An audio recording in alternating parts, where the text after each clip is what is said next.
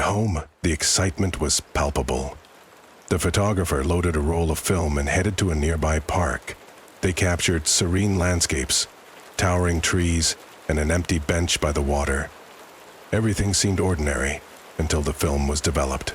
In one photo, a faint, shadowy figure stood at the edge of the frame, barely discernible but undeniably there.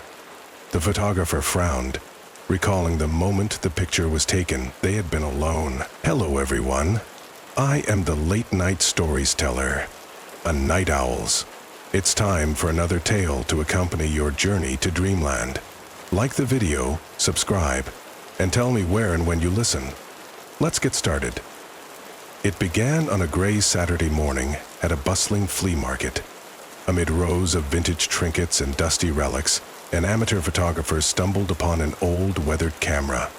Its metal casing was scratched, the lens slightly smudged, but it held an undeniable charm. The vendor, an elderly man with a cryptic smile, claimed it was a rare find.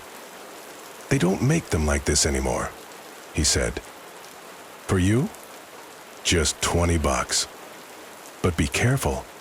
Some things are better left untouched."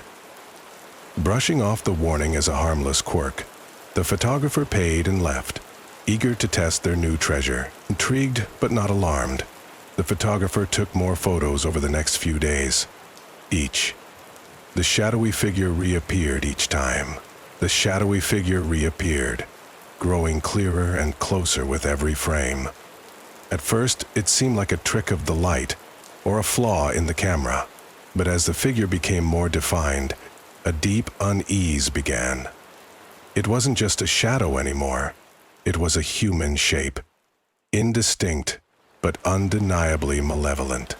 Seeking reassurance, the photographer showed the pictures to a friend. "This is unsettling," the friend said, studying the images. "Maybe it's just a defect. Cameras this old can be unpredictable." "But why does it keep moving closer?" the photographer whispered, their voice trembling. That night, as they lay in bed, a faint sound broke the silence. A camera shutter clicking in the distance.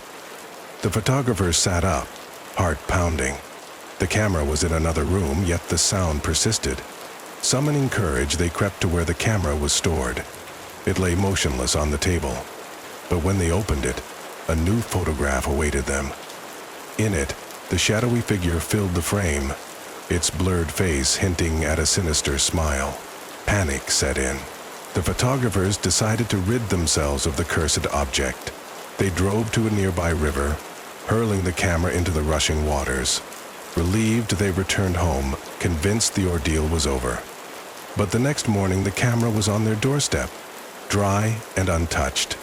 A note was taped to its side. "You can't escape." Desperation turned to dread.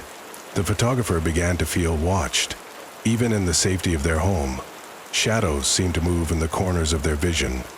Objects shifted when they weren't looking. The camera's presence was suffocating, a constant reminder of their growing terror. They tried smashing it, burning it, burying it, but the camera always returned, unscathed. One fateful evening, in a final act of defiance, the photographer aimed the camera at a mirror and pressed the shutter. They saw the shadow. The camera aimed the camera at a mirror and pressed the shutter. The place illuminated the room for a split second. When the film was developed, the photograph revealed the shadowy figure standing directly behind them, its outstretched hand reaching for their shoulder. Its frightening height and the shadowy figure behind this figure. The photographer disappeared the next day. Neighbors reported strange noises and flickering lights in the house, but no trace of the photographer was ever found. The only item left behind was the camera, sitting innocently on the kitchen table. Months later, the camera resurfaced at the same flea market, its haunting legacy unknown to its next unsuspecting owner.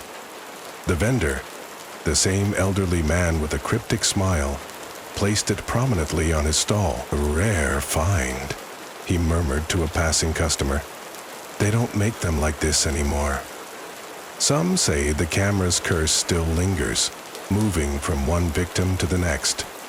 Others claim it's just a story, a warning to avoid meddling with things we don't understand. But one question remains. If you found the camera, would you dare to take a picture?